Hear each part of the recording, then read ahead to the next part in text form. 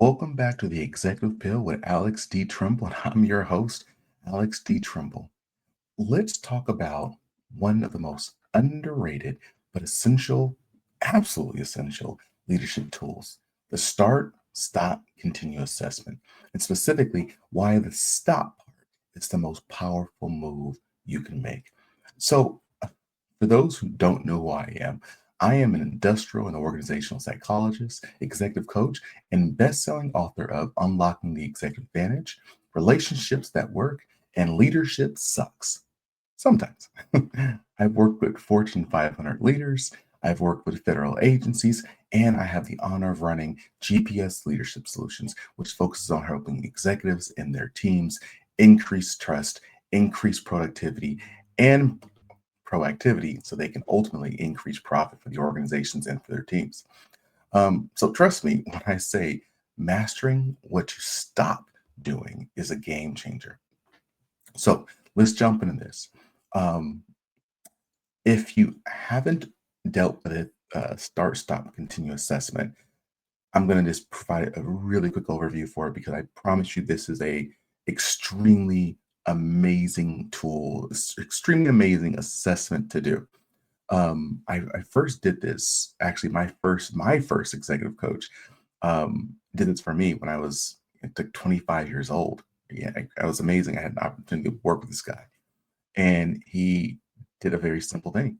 He reached out to my supervisor, my team members, my subordinates, and asked them what was one thing they thought I should stop doing, start doing, and continue doing in regards to a particular topic. This time was my leadership skills. And the reason why this assessment is so amazing, and I use it so often with my clients, is because there are so many surveys that provide you very general information, very introspective information. That's great. You have pages of reports and so on and so forth. And again, there is a time for that. But when you want something, if you want information that is going to be extremely practical, extremely uh, strategic that you can implement today or tomorrow, and you don't have a lot of money, okay, um, all you got to do is ask people, again, being very specific on the topic. What do they think I should start doing? What do you think I should stop doing? And what do you think I should continue doing? That allows you to understand very, really quickly, um, literally what do people love about what you're doing? That's the continue. What do they think you're missing? That's the start. And then what are those things that are just like, this is not helpful? That's the stop. Very quickly, you have that information. So you have the ability to decide how you want to move forward. Do I want to start doing this? Do I want to implement this or integrate that? You have very quick information very fast. So this is something I'm actually really bullish on within organizations because it just provides a leader with so much great information so quickly, very cheaply. If you do it yourself, if you bring in an organization, it's still a relatively cheap assessment compared to many of the other assessments out there. So we do it all the time, and it's really powerful. But here's the thing: we often think about what we need to start or what we need to continue doing. The most critical and most often overlooked step is deciding what to stop doing. Why? Let me provide you with the example that I do in my courses when I talk about just the concept of time.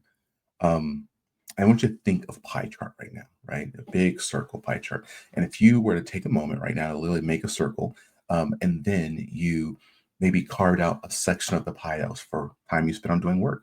Cool.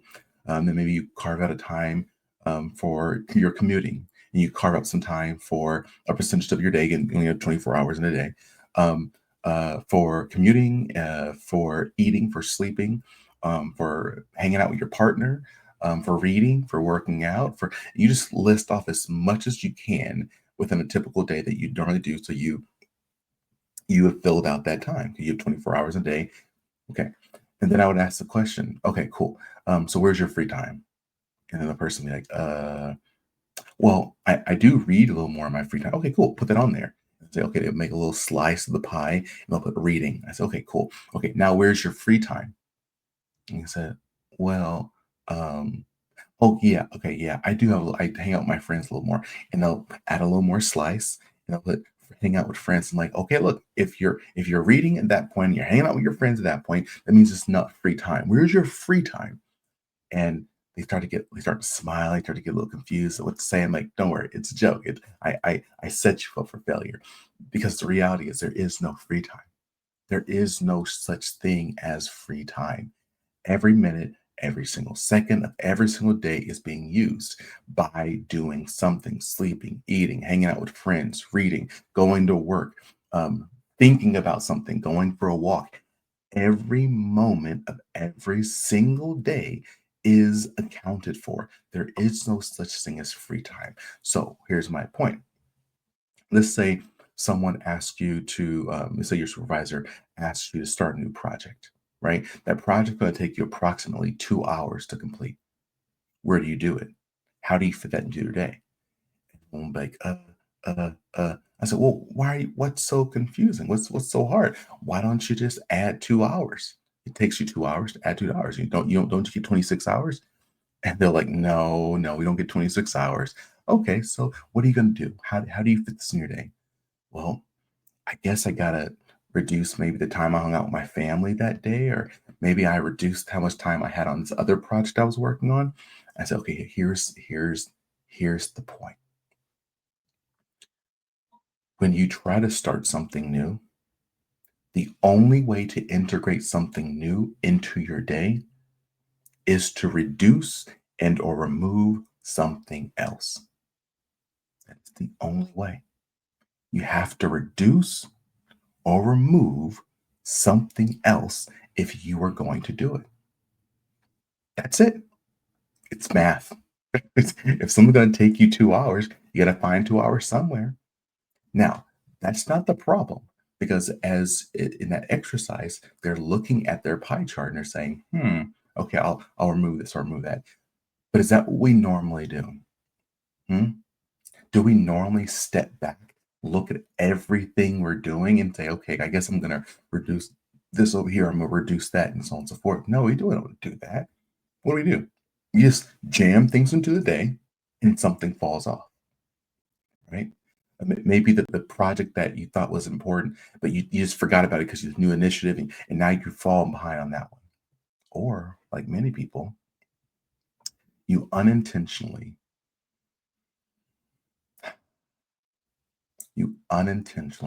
take that time away from your family, from your partner, from your vacations, from whatever it is that keeps you sane, keeps you with the energy to get something done, right? Um, that is the problem we have when we focus on what we want to continue doing and start doing first, is that we don't take the time to intentionally identify what we need to stop doing to make space for those new things we want to add on. Now I'm gonna add something on in a second, but we gotta keep down this thread. I promise you I have a solution for you. So and this, as a side note, this also works with all other resources, right? If you have a budget within your organization, you only have allotted dollars, right? So the question becomes, what are you going to reduce funding from to add funding to the other thing that we say is important, right? If you don't focus on identifying what you're going to stop, where you're going to reallocate resources from, you end up setting yourself up for failure because you're not accomplishing anything. Because either two things happen. Either you don't accomplish anything because you don't have the time to start the new thing, or you unconsciously sacrifice something else. And often it's something that is important, all because you didn't think about what to stop doing first. You didn't take the time to prioritize. And that's why the first step should always be identifying, what do you want to stop doing? By stopping something first, you create intentional space for new priorities. It's about making conscious choices rather than letting something slip through the cracks. So, you know, I share the story because I recently went through this with a client. Um, so I work with this executive team I've been working with them for 2 years. And the entire time, they kept telling me how they needed to build in a leadership pipeline. They're very on their higher levels, their top executives. Everyone had been there for a long time. They were all basically getting ready to retire. And then they had a lot of people who are just new to the organization at the lower ranks, but then they had almost anyone in the middle. No one who was prepared to step into any of the leadership positions, the executive leadership positions, if one of those executive leaders retired. And I would meet with him again over years. A couple of years I worked with him for 2 years at that point. And they kept telling me how important this is, how stressful it is. They don't have anyone to back them up, and so on and so forth. I remember over dinner one time, we were sitting down, we were out there, we were out doing a session for them, and me and the top leadership team met for dinner, and they're saying again, Alex, this is so it's such a priority. We have to do this. It has to get done. This is is a big problem. We have so many people already ready for retirement, and they're planning for retirement now. And I said, if I can be honest with you, do you mind if I be honest with you? He said, yeah, yeah, always. And I said, this isn't a priority for you. He said, what? No, this is. I said, no, no, it's not. You know how I know it's not a priority for you? Because you've been telling me this for 2 years and you haven't made a move on it yet. They said, no, Alex, you don't get it. You don't get it. There's just so many other things we have to work on. So we don't have the time to work on this. So you're right. You're right. There are so many other things that you have deemed to be a higher priority than this over here. And that's okay. As leaders, that's what you have to do. You have to make priorities. You have to make tough decisions. But then I think you should be very honest with yourself that it is not the top priority that you're saying it is. I said, but Alex, it is. I'm like, well, look, here's what you have to do. If this is truly a priority for you, you have two things you can do, two choices. Either you stop doing something that you're doing right now to allow the capacity to focus on this pipeline development. That's one choice. Remember, you only have so much time, only have so much you can do in a day, right? That's one choice. The other, when you are in a situation where you cannot stop what you are doing, or the trade off, the amount of time, energy, effort, and resources required for you to start doing the new thing is just not the ROI wouldn't make sense, right? And the other thing you can do, the other option is to buy capacity, to buy time. You can buy time. It's fairly easy. You just, in this situation, was hire me to do that. That's it. We're already working on these other initiatives together. Hire me and my team, and we'll take care of. We'll build out the program for you. We'll do all the assessments for you. We'll do all that stuff. We can do it for you. But if you choose not to buy time, then that means you have to reallocate your own time. And that was a hard conversation for them. They're like, oh shoot, okay, I guess we're have to buy your time because they were in a situation where everything they were doing at that moment was critical, was absolutely critical, and they couldn't stop any of those things that they were doing. So that's how we started engaging them on our executive pipeline development. It's simply because they understood if this is the priority we say it is, and we don't have the time, we have to buy the time. And that is the only other way to add something new to your plate, to add a start without having to stop anything, is to buy the time from someone else. Look, once you have that space prioritized, you can move forward. You you can get what needs to get done. I consistently talk to leaders who are in change initiatives, right? Change management. They have a big system overhaul coming. They all these things coming, and they're so excited about all the new things they're adding. And they're like, "Why is this not working? No one's adopting. It's not being efficient." So I'm like, "Yes, you added so much to these people's plate. What did you remove?" It's like a light bulb going off every single time. Oh shoot. Honestly, really quickly, for all of you who may be doing something for yourselves, if you're trying to reach your own personal goal, you're saying, "Hey, I want to network more," or "Hey, I want to, I want to go to this training. I want to read. I want to read more. I want whatever it is. I want to go on vacation with my family more. Whatever it is that you even want to do for yourself, it is very, very hard for you to be successful at doing it if you do not stop doing something else. Take the time to intentionally decide what you're going to stop doing. That's what I'm getting at.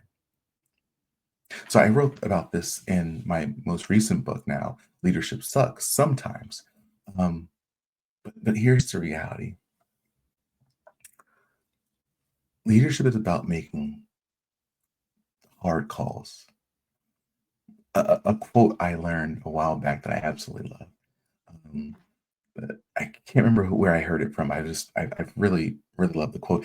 It is every day I give up something of lesser value for something of greater value.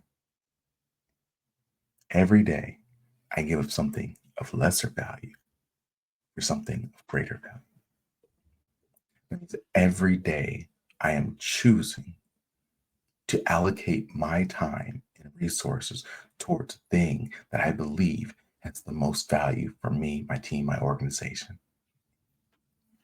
So that's a cool statement. But the other part that I added to it, though, because if you think about it, over time, it becomes more and more difficult to do that.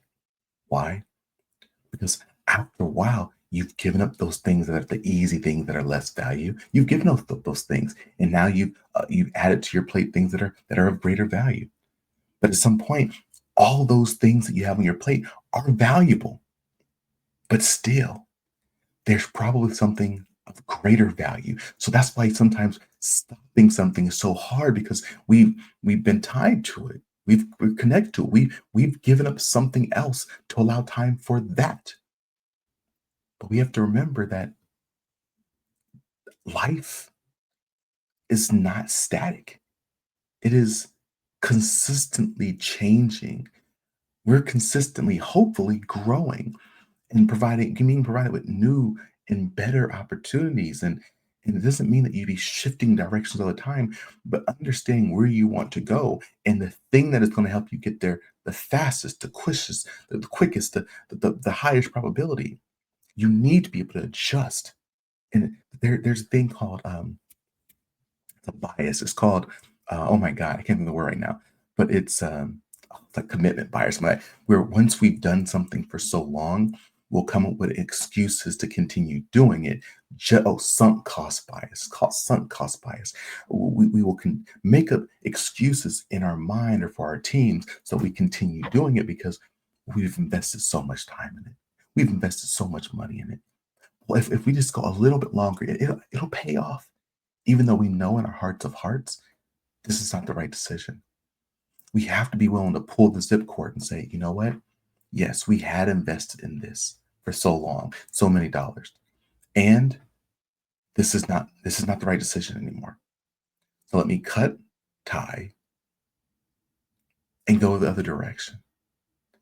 And even for me, this has been something I have to consistently work on because I can get bullish. I'm going, I'm going, I'm going. And every once in a while, I have to look back up and say, oh, hold on, hold on. I said I wanted to accomplish these things, and I haven't done it because I haven't had space or time to do it. What do I got to remove off the plate? What does my team have to remove off the plate? Mm, okay. Okay, let's go. Let's go.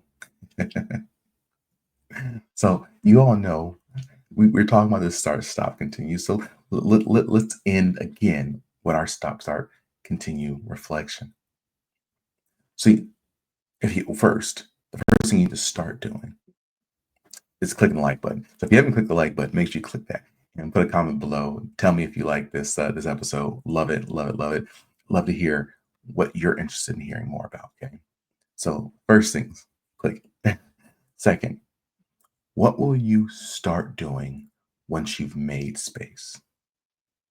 What will you start doing once you've made space? What will you stop doing to create that space? Finally, what will you continue doing that aligns with your top priorities? Again, Alex Tremble, the Executive Pill, GPS Leadership Solutions. I encourage you to come check us out. Love sharing these amazing stories with you and just helping you reach your goals. As always, I encourage you, stay strong, stay positive, and definitely stay moving. See ya.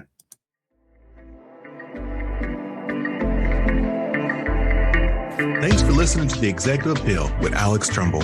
I invite you to follow The Executive Appeal wherever you listen to podcasts. Follow me, your host, Alex Tremble, across all socials or via email for exclusive webinars, courses, and in speaking engagements on continued topics of executive leadership. So until next time, stay strong, stay positive, and definitely stay moving.